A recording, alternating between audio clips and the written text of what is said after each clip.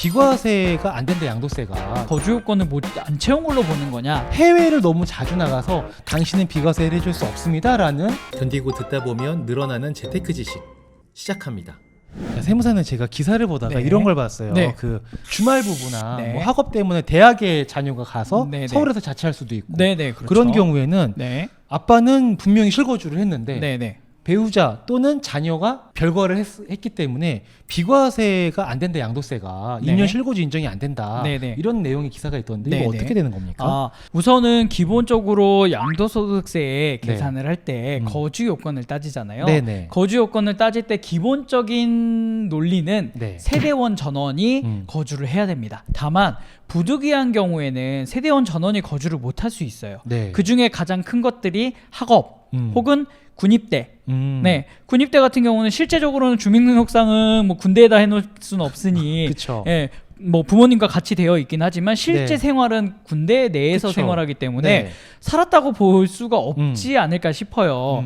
그런 경우라면 이거를 과연 세대원 중에 한 명이 군입대 혹은 학업 때문에 다른 지역에서 살았다 혹은 기숙사에서 살았다, 근무지가 네. 지방이어가지고 평일에는 근무지인 지방에서 거주를 하고 네. 주말에 올라온다, 이런 주말 부부, 그쵸, 네, 이런 그쵸. 분들 같은 경우는 그러면 우리는 거주 요건을 안 채운 걸로 보는 거냐라는 네. 문제가 생길 수 있거든요. 네. 세법상에 정해져 있는 내용 같은 경우를 먼저 말씀드리자면, 우선적으로는 거주 요건이라고 한다면 거주 기간은 주민등록표상에 네. 전입일로부터 전출일까지의 기간을 네. 얘기를 해요. 네, 네. 근데 보통은 이제 이사를 하게 되면은 학업으로 떨어져 있는, 아예 주민등록표상도 떨어져 네. 있는 사람이 있을 수 있고, 그쵸. 혹은 전원 세대가 세대 전원이 다 일단은 전입을 해놓고 있다가 네. 나중에 뭐 학업이나 아니면은 근무지 때문에 세대가 이제 분리가 되는 경우도 있거든요. 네, 네. 예, 예. 이럴 경우에는 과연 전 세대원이 다 산 걸로 볼 거냐, 아니면 이 사람은 빠졌으니까 안 되냐, 네. 예,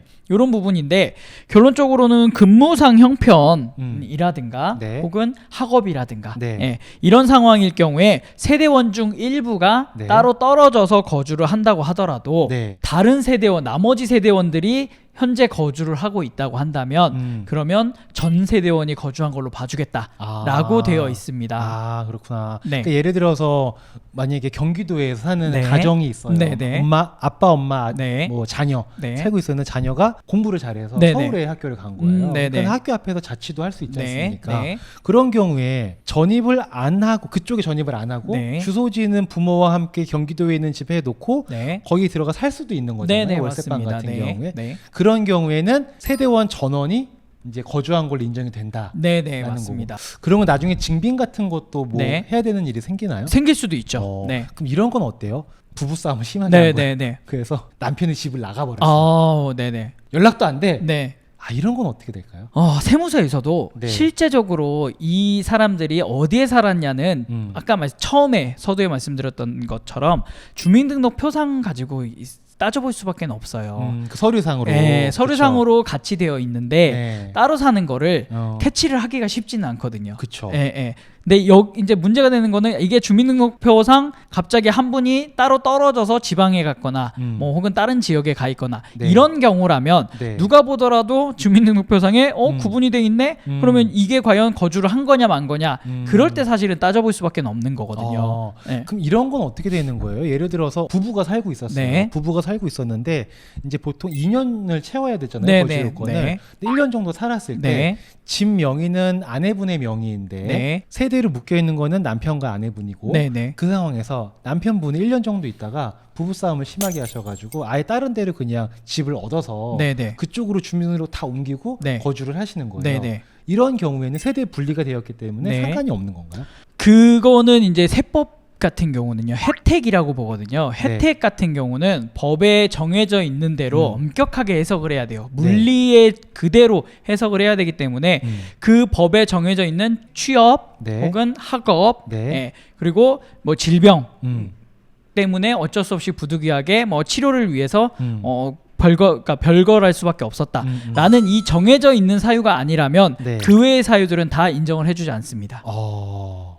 그럼 부부싸움을 하더라도 주소지로 옮기면 안 네, 되겠네요. 조심하셔야 됩니다. 네, 조심해야겠네요. 예, 예. 이거 네, 진짜. 자, 이런 기사가 떴습니다. 네. 1가구 1주택이고 네. 2년을 실거주하면 네. 양도세가 비과세가 되잖아요. 네, 네. 근데 해외를 너무 자주 나가서 당신은 비과세를 해줄 수 없습니다라는 네. 기사가 있는 거예요. 네, 그걸 네. 봤는데 네. 이거는 어떤 내용인가요?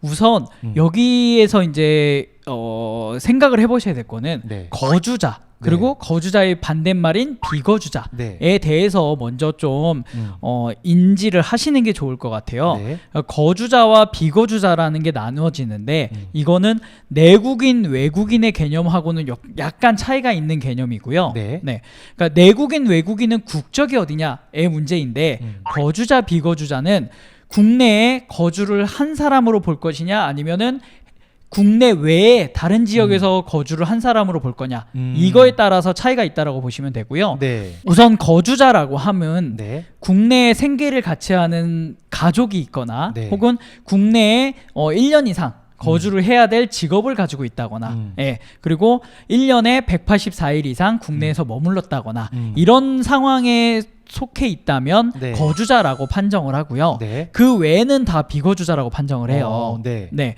근데 이 거주자 비거주자가 왜 문제가 생기냐면 거주자 같은 경우는 쉽게 말해서 국내에 어찌 됐든 네. 세금도 낼 것이고 국내에서 뭐 생업 활동을 한다거나 이런 걸로 인해서 국내에 어쨌든 효과를 미치는 사람들인데 네. 비거주자라고 한다면은 사실상은 국내보다는 국외 지역에서 실효성을 가지는 그런 사람들이라고 보기 때문에 혜택이 적어요.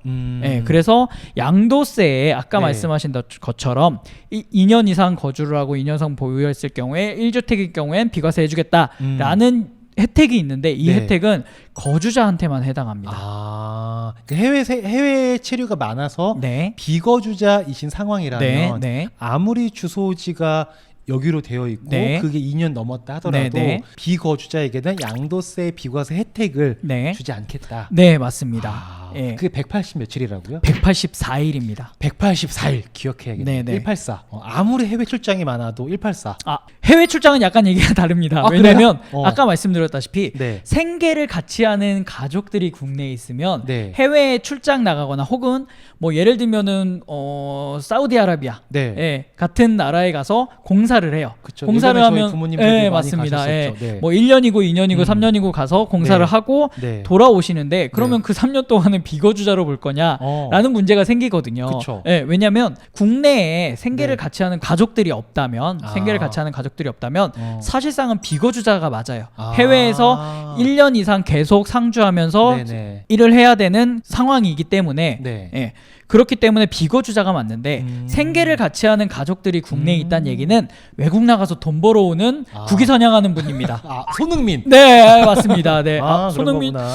네, 예, 맞습니다. 네, 손흥민이 결혼을 했다면. 네, 맞습니다. 네, 네네. 그래서 국내 그 생계를 같이 하는 가족들, 혹은 결혼 전이면 부모님, 네, 예. 그리고 뭐 결혼했다 그러면 뭐 배우자와 자녀들, 그러니까 예. 생계를 같이 하는 사람이 있느냐 없느냐가 되게 중요하겠네요. 그것도 중요합니다. 예. 그러니까 그렇구나. 무조건 184일로만 따져보는 건 아니고요. 예. 아까 말씀드렸다시피 비거주자, 거주자를 판정하는 데 있어서 요건들이 여러 가지가 있어요. 네. 예. 만약 이런 건 좀 어떻게 네. 될까요? 만약에 미혼이에요. 네네. 미혼이면은 당장은 생계를 같이 하는 사람은 없다고 볼 수 있잖아요. 네. 근데 부모님이 계셔요. 네. 계시긴 계시는데 각자 나름의 경제 활동인데 뭔가 다 하셔요. 네네. 나랑 사실 왕래가 그렇게 많이 있거나 뭐 내가 돌봐드려야 되거나 네. 부양을 해야 되거나 그런 건 아니에요. 네네. 근데 가족이잖아요. 네네. 이런 경우에도 네. 생계를 같이 하는 가족이라고 보여서 네. 거주자로 인정되는 걸까요? 아니면은 그런 경우에는 뭐 다른 판정을 할 수 있는 사안들이 있을 수는 있겠지만 네. 단순하게 그것만 놓고 보면은 생계를 같이 하는 가족이라고 보기 어려워요. 그쵸. 예, 독립돼 있으니까. 독립돼 있는 네. 거고 기본적으로 각자의 직업이 있고 각자의 소득이 있다 그러면 생계를 같이 한다고 사실은 보기는 어려울 수 있거든요. 네. 예, 그러니까 이거는 판정을 하는 데 있어서 하나만 가지고 판정을 하기는 힘들고요. 여러 가지 상황들을 다 종합해 가지고 거주자로 판정을 할 거냐 비거주자로 판정할 거냐 요게 조금 더 복잡한 내용이긴 합니다. 그렇구나. 그럼 만약에 우리 시청하시는 분들께서 네. 이런 내용이 좀 궁금해서 네. 좀 알아보고 싶다. 네네. 그러면은 어디에서 이걸 알아볼 수 있을까요? 세무사님들이 도와주시는 건가요? 아니면 뭐 정부기관 물론 어디 이제 기관이요? 세금적인 측면까지 고려를 했을 때 세무사님을 찾아가셔서 상담을 받아보시면 보다 정확하게 확인을 해보실 수가 있고요. 네. 그냥 단순하게 내가 거주자인지 비거주자인지가 너무 궁금하다. 네, 네. 예, 국세청 세법 상담이 있거든요. 네, 네. 126 콜센터라고 말씀을 126? 드리는. 네, 맞습니다. 126 콜센터라고 말씀드리는데 네. 법적인 효력이 있는 건 아니지만 그래도 이런 상황들을 잘 설명을 하시면은 이게 비거주자로 될 수 있느냐 아니면 거주자냐에 대한 부분들을 세법적인 부분을 검토해서 답변을 드릴 수 있기 때문에 네. 126 콜센터를 이용하시는 것도 한 방법입니다. 그렇군요. 네. 그럼 184일이 기준이라고 네, 말씀하셨잖아요. 그러면 요거 다른 거 다 했을 때 나는 비거주자가 되겠다 네. 싶으면 네. 한 하루 이틀 정도만 네. 좀 잘 유두리 있게 해가지고 국내에 탁 머무르게 되면 네. 거주자가 될 수도 있겠네요. 그렇죠. 네. 네. 그러니까 기본적으로 184일이 연속된 기간은 아니에요. 그러니까 예를 들어서 3개월 네. 국내에 있다가 네. 3개월 국외에 나갔다가 다시 3개월 국내에 그쵸. 있다가 3개월 국외에 나갔다가 하면 네. 어찌됐든 최근 1년 동안에 184일을 국내에서 더 많이 머물렀느냐 아니면 해외에서 더 많이 머물렀느냐 따져볼 수밖에 없거든요. 그쵸. 그럴 때는 말씀하신 것처럼 그 기간을 184일을 채워야 된다라고 하시면 국내에 조금 더 많이 머무르시는 것도 방법일 수 있습니다. 맞아요. 저희들이 이런 기준을 아는 게 되게 중요한 것 같아요. 네네. 기준을 알고 있으면 거기에 맞춰서 생활 패턴이라든지 환경을 약간은 조정해 나갈 수 있는 근간이 되기 때문에 네. 오늘 굉장히 좋은 말씀 해주신 거 많은 분들께 도움 될 거라고 믿으시면 좋습니다. 감사합니다.